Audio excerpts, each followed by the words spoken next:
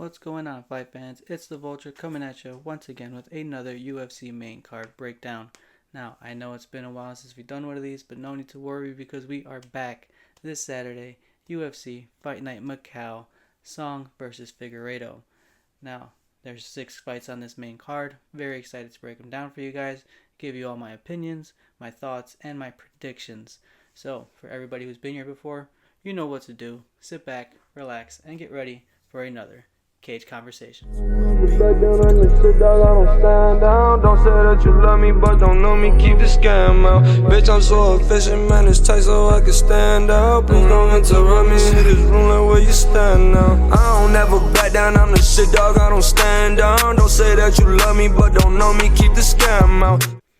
Alright, kicking off our main card in the flyweight division, we have a bout between Alex Perez and he takes on Sue the Tibetan Eagle Mudarji. Now, Alex Perez, 2 for 5 in his last 5 outings, beating the likes of Charles Johnson and Mateo Nicolau, finishing them both by knockout. Perez packs power in his hands, especially with that left hook, but he's not a very technical striker. He's got good head movement, except for when he's advancing. He tends to drop his head when he's moving forward with his strikes. He is a good wrestler, both offense and defensively wise. He's got good leg kicks, but he does lunge in with strikes, and he needs to be careful with those counter strikes. On the other side of the octagon, Mudarji, 3 for 5 in his last 5 fights, all of those by decision. Although he hasn't had a finish since November of 2020, he does possess 14 of his 19 wins by way of finish. On the other side of his record, 6 of his 7 losses have been by submission. This might be a problem against someone like Perez, who's very skilled on the ground. Mudarji is also tall and lengthy. He uses his kicks well and uses it to keep that range, and he knows how to use that to his advantage. He's flashy with attacks, but they're not very accurate. He's got good counters, and these can give Perez a lot of problems given how much Perez likes to lunge in. He doesn't defend well against faster strikers. I don't think that's going to be much of an issue. I don't think Perez has any noticeable speed advantage in the striking game, so that might not be a huge issue for him. Realistically, though, any solid grappler will get Mudarji down. Perez will most likely find success in the grappling, given how much he's noted for getting taken down so easily. Although he does get taken down, he does tend to rush to get back to his feet, so he has some sense of urgency to get back up when he's been taken down. For this one, go ahead and give me Alex Perez by submission. I think his grappling and ground game will be something that gives Mudarji some flashbacks to his fight against Tim Elliott. I don't think he's going to last very long on the ground. I see Perez using his striking to open up Mudarji, find an opening, get him down, and just put him in any type of submission to get the fight over with. Up next in the welterweight division, we have a bout between Carlston Mokambike Harris, and he takes on Jake the Celtic Kid Matthews. Now, Jake Matthews was supposed to fight Muslim Salikov, which in my opinion was a much harder fight for Jake Matthews, but they got him a replacement, they got him a fight, and now let's move forward. Carlston, 2 for 5 in his last 5 outings. His last 3 losses have been by knockout. He's a lengthy fighter who's constantly moving. He's got good submission defense. He's got good takedown entries, but he doesn't always drive to the finish. He'll initiate them. He'll make you work to defend it, but if he doesn't feel he's going to get it, he's not going to waste his breath. His striking lacks speed, and he's got sloppy technique. He's got okay power, but the speed disadvantage in his fights is very noticeable. He doesn't advance very much when he likes to wait, and he fights off his back foot a lot. His takedown defense does need some work. Now, Jake Matthews, 3 for 5 in his last 5 fights. Fast and powerful hands. Good takedowns in his arsenal from every position. He's got some sneaky trips inside that clinch position, so that's something to be on the lookout for. He's very fast at getting his hands back home after they're thrown. So he'll throw a 1-2 and they're back where they're supposed to be, right at the temple, covering his head, covering his chin. He's a very talented boxer. He's got good combinations, good hand speed, just overall boxing, well done. He's good at getting himself back up after being taken down as well. Although he's a pressure fighter, it's not very consistent. It comes in waves. He'll spurt for about a minute and a half, and then he'll sit back for a few minutes. Not a few minutes, a few seconds, but it's not very consistent. He doesn't keep the high pressure. He'll go at you for a little bit, then step off. He does need to be a little more agile with his movements, though. It's not often that he'll cut the angles. It's either straight forward, straight back. Once in a while, you'll see a little side movement from him, but majority of the time, straight forward, straight back. Regardless, I'm still taking Jake Matthews by finish. I think his boxing, clinch game, and his takedown offense and defense will be way too overwhelming for Harris. Although I don't see this fight going to the ground if for whatever reason it does end up there. I don't see any reason why Jake Matthews can't get the dub in that position either. Up next in the bantamweight division, we've got Kaya Sakura, and he takes on Cameron, the babyface killer Smotherman. Now, Kaya Sakura is coming off of 2 losses into his introduction to the UFC, both of those by submission against former flyweight champion Alexandre Pantoja and flyweight ranked contender Tim Elliott. He is moving back up to bantamweight though, so we might see his power and his strikes become a little more dangerous. He has a very fast, sneaky, and powerful flying knee. Just as Pantoja, he got caught about 3 times with it when they fought. He's got good leg kicks. His chin, though, it is questionable. He gets clipped and he gets dazed very easily. His head movement has got to be a little bit better. He gets overly excited when he does hurt someone. He comes in guns blazing and he leaves his guard down a little too low and he leaves himself susceptible to counters when he smells blood. So he's got to be careful with that.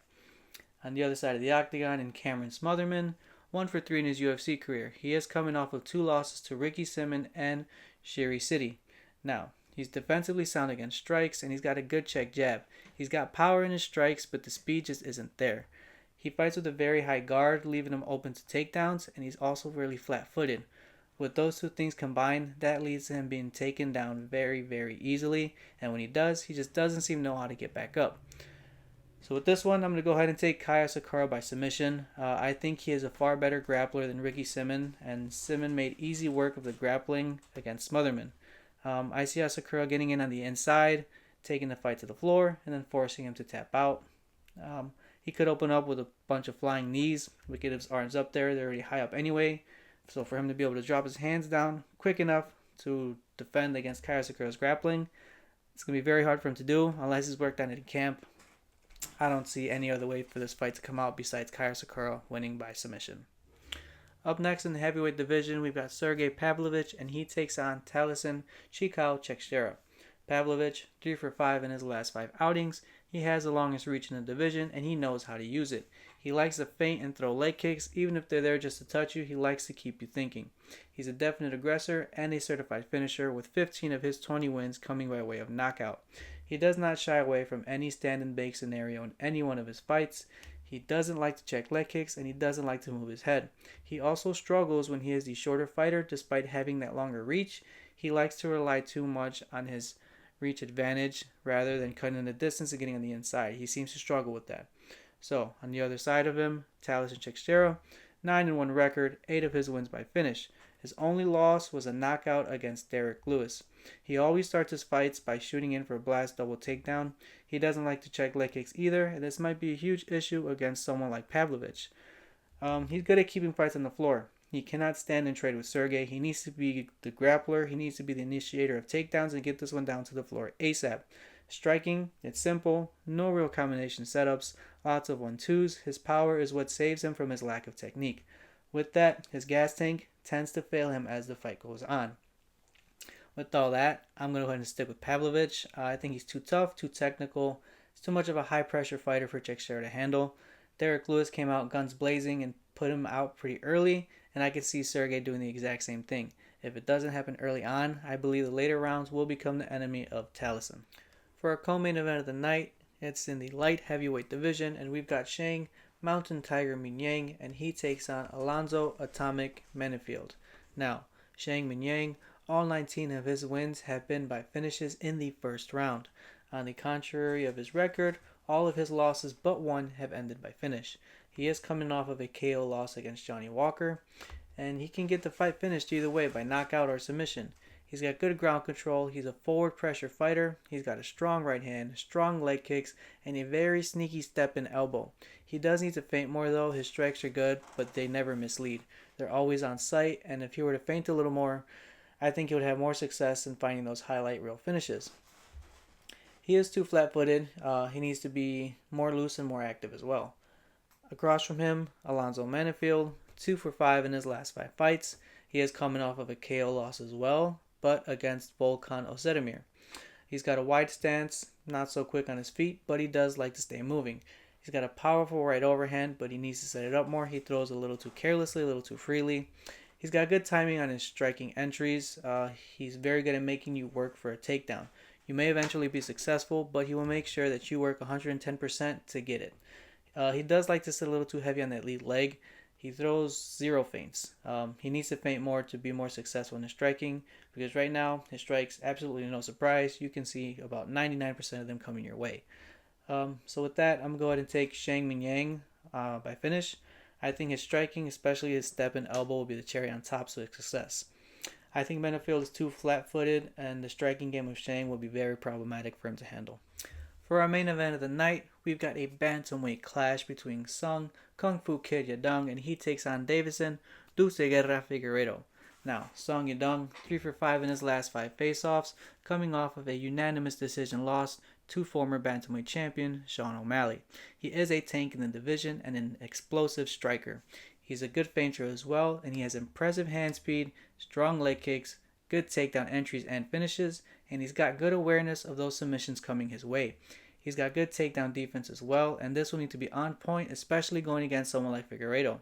He moves well on the outside, but when the distance becomes shorter, he seems to stay on that center line.